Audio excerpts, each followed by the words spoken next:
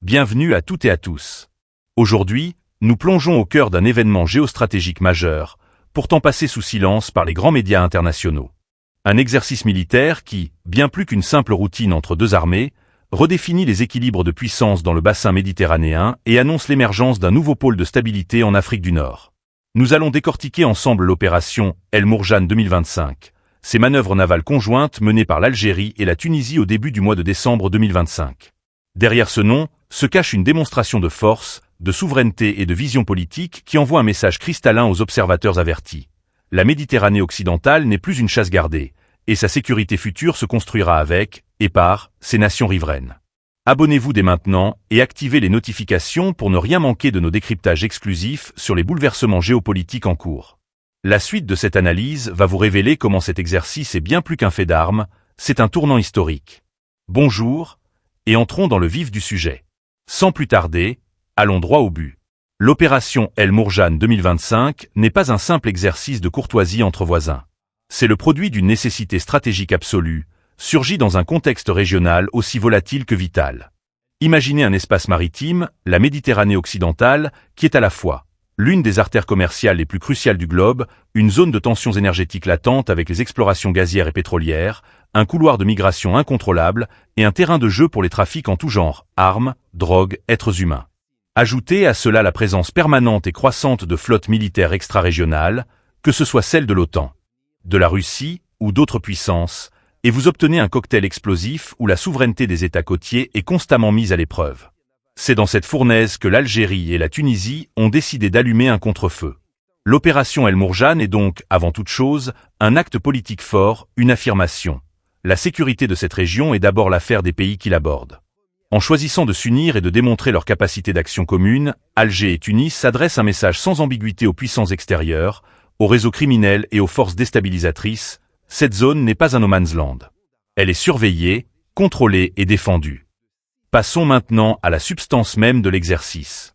Contrairement aux manœuvres de façade, El Mourjane 2025 a été conçu pour être opérationnel, exigeant et réaliste.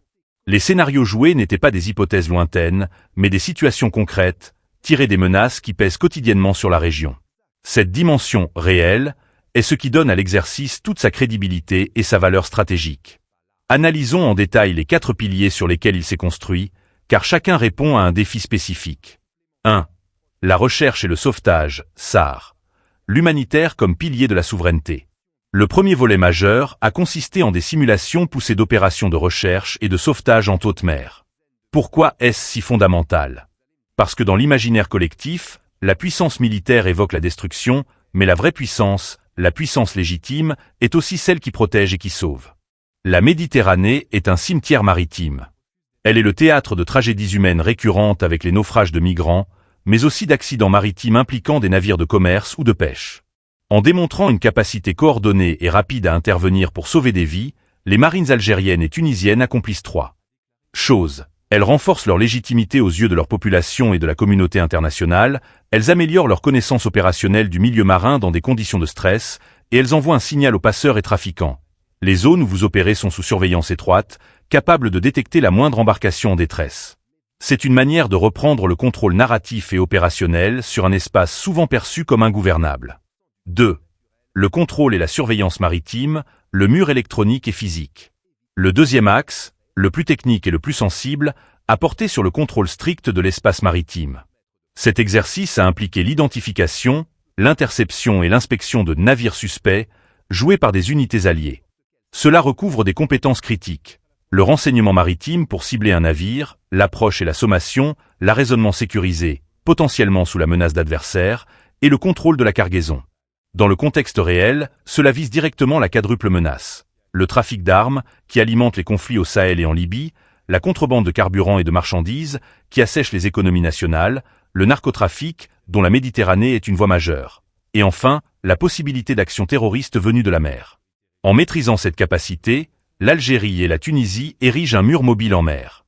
Elle signifie que les eaux territoriales et la zone économique exclusive ne sont pas des passages libres pour les activités illicites.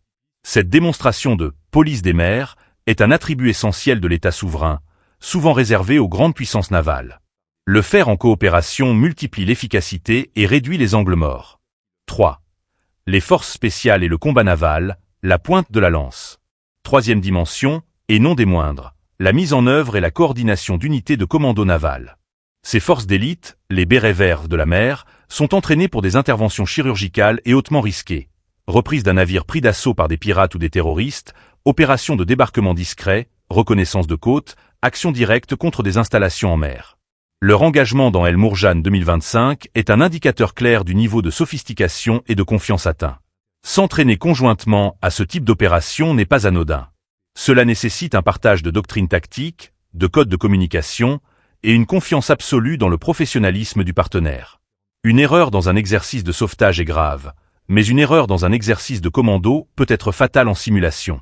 Le fait que cet aspect ait été intégré montre que la coopération algéro-tunisienne est allée bien au-delà du stade protocolaire. Elle est désormais tactiquement intime. C'est le signe d'une alliance militaire solide, capable de projeter une force crédible et dissuasive. 4. L'interopérabilité et le commandement, l'art de la synergie. Enfin, le quatrième pilier, moins visible mais essentiel, fut l'interopérabilité totale des systèmes. Cela signifie faire fonctionner ensemble, de manière transparente, des navires, des hélicoptères, des systèmes radars et de communication, des centres de commandement qui, à l'origine, n'ont pas été conçus pour cela. L'Algérie, avec sa flotte modernisée, frégates méco, corvettes, sous-marins, et la Tunisie, avec des moyens plus légers mais aguerris, ont dû créer un langage commun. C'est la partie la plus ardue de tout exercice conjoint. Un navire algérien doit pouvoir voir, sur son écran radar, ce que voit un avion de patrouille tunisien, et inversement. Un ordre donné depuis un poste de commandement mixte doit être compris et exécuté immédiatement par les deux parties. Cette interopérabilité est ce qui transforme deux forces distinctes en une seule entité opérationnelle, bien plus puissante que la somme de ses parts. Elle constitue le socle d'une future force navale commune nord-africaine en germe. C'est un saut qualitatif monumental. Maintenant que nous avons disséqué l'exercice lui-même, levons les yeux pour en comprendre les implications à l'échelle régionale et globale. Chaque détail d'El Mourjan 2025 est un message codé adressé à des audiences spécifiques. Message à l'Europe et à l'OTAN, nous sommes des partenaires, pas des protégés. L'Europe, en proie à l'angoisse migratoire et sécuritaire, a souvent tendance à voir le sud de la Méditerranée comme un problème à gérer, voire une zone à militariser unilatéralement, comme avec l'opération EUNAVFOR Med Irini. El Mourjan envoie un signal clair. L'Algérie et la Tunisie sont des acteurs de sécurité à part entière, capables de prendre en charge la sécurisation de leur propre environnement. Elles n'attendent pas les solutions de Bruxelles ou de Washington. Cela place les relations sur un nouveau pied, celui d'une coopération potentielle entre égaux, et non d'une assistance. C'est une revendication d'autonomie stratégique. Message au Maroc et à la région, la coopération nord-africaine est une réalité opérationnelle. Dans le contexte des tensions persistantes entre l'Algérie et le Maroc, cet exercice avec la Tunisie, l'autre voisin maghrébin majeur, n'est pas neutre. Il montre qu'Alger est capable de construire des alliances militaires solides et opérationnelles dans la région, isolant diplomatiquement Rabat.